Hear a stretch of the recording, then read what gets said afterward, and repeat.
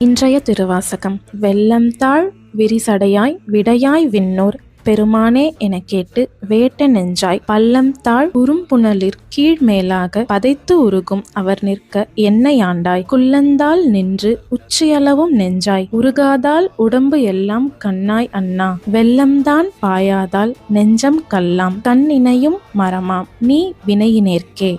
கங்கையை தாங்கிய தாழ்ந்து பரவிய சடையை உடையவனே, வெள்ளேற்றை உடையவனே, வானவர் தலைவனே என்றெல்லாம் உன் நண்பர் கூற கேட்டு விருப்புற்ற மனத்தவனே, பள்ளத்தை நோக்கியவாறு விரைவாக செல்கின்ற நீரினை போல கீழானது மேலோகும்படி உடல் பதறி உள்ளம் கசிந்து நிற்பவராய் அவரெல்லாம் இருக்கவும் என்னை ஆண்டு கொண்டருளிய உனக்கு உள்ளங்கால் முதலாக உச்சித்தலை முடிவாக நெஞ்சாய் அமைந்து உருகாமையாலும் உடல் முழுக்க கண்களாக அமைந்து என் தந்தையே உன்னை அணுகுமாறு நீர் பெருக்கி பாயாமலும் தீவினையேன் மனம் கல்லேயாகும் கண்ணிரண்டும் மரங்களேயாகும். இதுவே இத்திருவாசகத்தின் பொருள்.